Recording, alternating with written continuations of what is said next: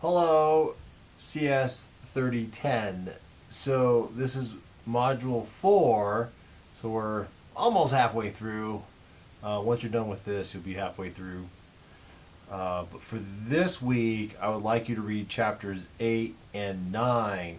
Now, chapter 8 is on game worlds, and so the objective of these chapters is you should know the various dimensions of a game world and understand how they affect the player's experience of the game.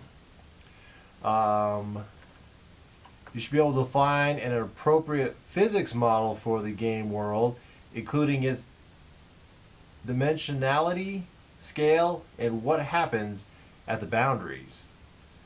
You should be able to explain the relationships between game time and real time and decide how time will behave in your game. You should be able to create the culture and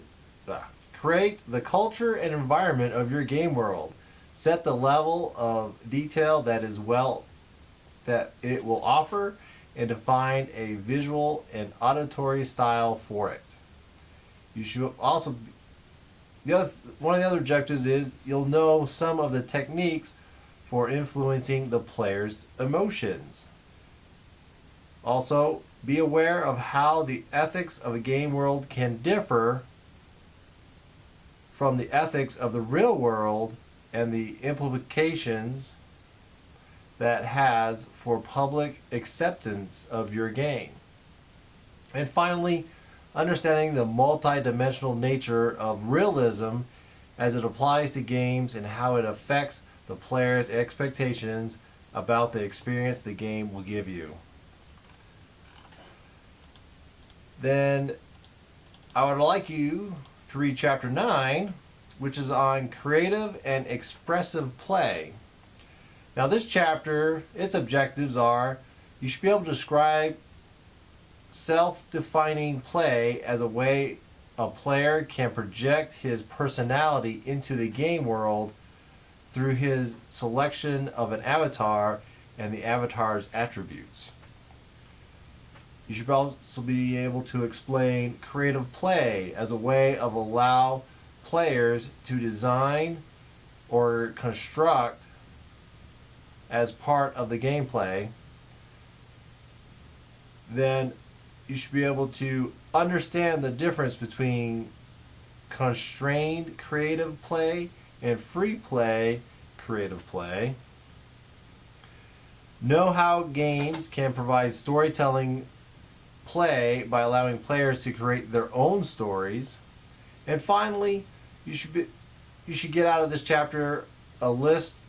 You should be able to list ways in which you can provide a player additional creative freedom by allowing him or her to modify the game. Okay? So those are the chapters. Once you get those done, we have our little lecture here in the page, and it's about 2 distinct groups of game developers. So you can look at that.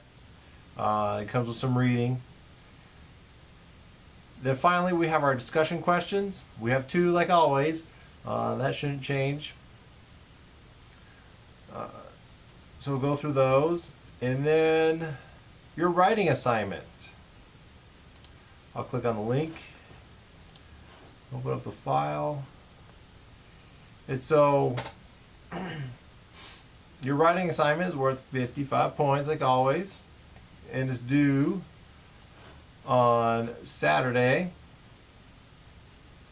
And so your writing assignment is just going to be develop a non-player character. So this is a character that's in your game that's going to probably interact with your main character, the character that's playing the game, the player. So this is a player that is not controlled by the player. Okay. So that's the writing assignment. And then last but not least, we have a quiz.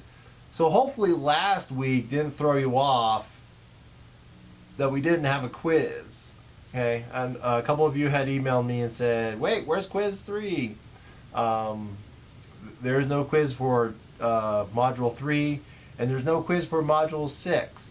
So those 2 weeks or modules, you get a little break from the quiz And yeah, so we have a quiz this week.